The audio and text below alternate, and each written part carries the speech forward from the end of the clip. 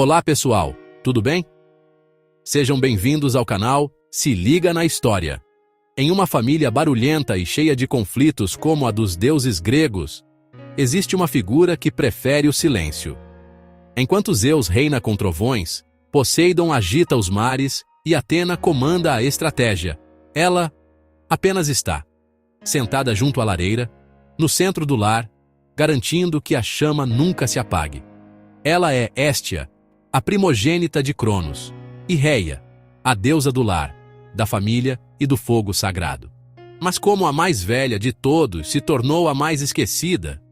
E por que, mesmo sem mitos de aventura, ela era a mais venerada no dia a dia dos gregos? Prepare-se para conhecer a história da deusa, que preferiu a paz ao poder. No panteão dos deuses gregos, a primeira a nascer foi Hestia, a primogênita de Cronos e Reia. Seu nascimento, no entanto, foi marcado por uma terrível profecia que assombrava seu pai. Um de seus filhos o destronaria. Movido pelo medo, Cronos engoliu Hestia inteira, assim como faria com seus irmãos que se seguiram, Deméter, Hera, Hades e Poseidon. Ela foi a primeira a ser devorada e, ironicamente, a última a ser libertada quando Zeus, o caçula, forçou Cronos a regurgitar seus irmãos. Essa experiência singular, de ser a primeira e a última, conferiu-lhe uma perspectiva única. Após a épica vitória sobre os titãs, o novo panteão olímpico se estabelecia. A beleza, a graça e a dignidade silenciosa de Hestia não passaram despercebidas. Dois dos mais influentes deuses, o impetuoso Poseidon, senhor dos mares, e o radiante Apolo, deus das artes e da profecia, a desejaram ardentemente como esposa. Uma união com qualquer um deles teria sido uma aliança de poder imenso, mas Hestia não buscava poder nem alianças. Ela tinha um propósito diferente, um caminho que se afastava das intrigas e paixões que já começavam a agitar o Olimpo. Diante da insistência dos pretendentes, que ameaçava criar a primeira grande disputa na nova ordem divina, Hestia buscou a proteção de Zeus. Com firmeza e solenidade, ela tocou a cabeça do rei dos deuses e fez um juramento inquebrável. Dedicaria sua existência à pureza, permanecendo virgem para sempre. Zeus, admirado pela força de caráter e pela sabedoria da irmã em escolher a paz em vez do conflito, não apenas aceitou seu voto, mas concedeu-lhe uma honra suprema.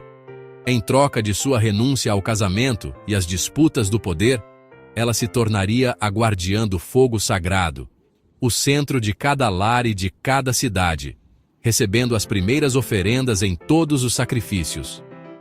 Hestia escolheu a estabilidade, tornando-se o coração imóvel do mundo.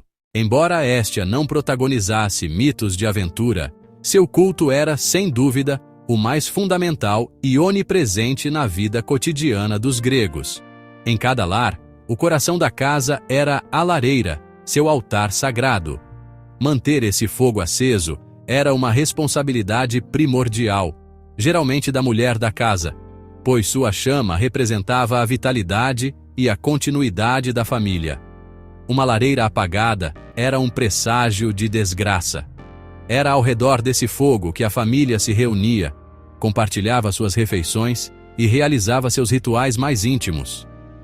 Antes de qualquer oferenda a outro deus, a primeira e a última porção eram sempre para Hestia, um ato que reconhecia seu papel como o centro de tudo. Essa centralidade se estendia do lar para a cidade. No Pritaneu, o edifício cívico e religioso que funcionava como o coração da polis, ardia o fogo público e perpétuo de Hestia. Essa chama comunitária simbolizava a unidade, a vitalidade e a identidade de toda a cidade. O local era tão sagrado que oferecia asilo a suplicantes e era onde embaixadores eram recebidos. Quando uma nova colônia era fundada, os colonos não partiam de mãos vazias.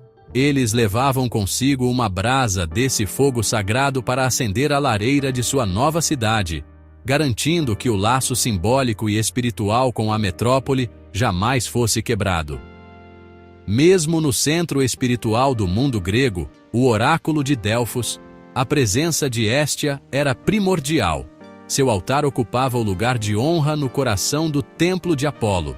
Antes que qualquer consulta pudesse ser feita ao oráculo, antes que qualquer sacrifício fosse oferecido ao próprio Apolo, o ritual começava com uma oferenda no altar de Hestia. Ela era, literalmente, o ponto de partida, a base sobre a qual toda a prática religiosa e a conexão com o divino eram construídas. Hestia era a primeira e a última, o início e o fim de todo ato sagrado. Ao contrário de seus irmãos e sobrinhos, Hestia não tem histórias de aventuras, guerras, amores ou vinganças. Ela não participou da titanomaquia, ficou segura no Olimpo, não teve casos amorosos, não puniu mortais. Por quê? Porque sua essência era a estabilidade. Hestia personificava o centro imóvel. Enquanto os outros deuses viajavam, guerreavam e mudavam, ela permanecia. Ela era o ponto fixo em torno do qual tudo orbitava. Sua importância não estava no que fazia, mas no que representava. A continuidade, a segurança, a paz do lar. Quando Dioniso, o deus do vinho, finalmente conquistou seu lugar no Olimpo, o número de 12 deuses estava completo. Para não causar conflitos, Hestia, em um gesto de suprema humildade e sabedoria, cedeu seu lugar a ele. Ela não precisava de um trono no Olimpo. Seu verdadeiro trono era o coração de cada lar. Hestia é geralmente representada como uma mulher madura, vestida com simplicidade, usando um véu que cobre a cabeça, símbolo de sua castidade e recato. Seus principais atributos são a chama, o fogo sagrado, e às vezes um cajado ou uma flor de lírio. Seu animal sagrado era o burro, talvez por sua associação com a vida doméstica e o trabalho simples. Mas, acima de tudo, seu símbolo era o próprio fogo.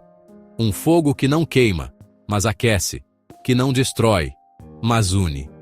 Hestia também presidia os momentos de transição na vida familiar. Nos casamentos, a noiva era levada em procissão até a lareira da nova casa, onde o fogo de Hestia a aguardava para abençoar a união. Nos nascimentos, era invocada para proteger o recém-nascido. Os romanos a chamavam de Vesta, e seu culto era um dos mais importantes da cidade.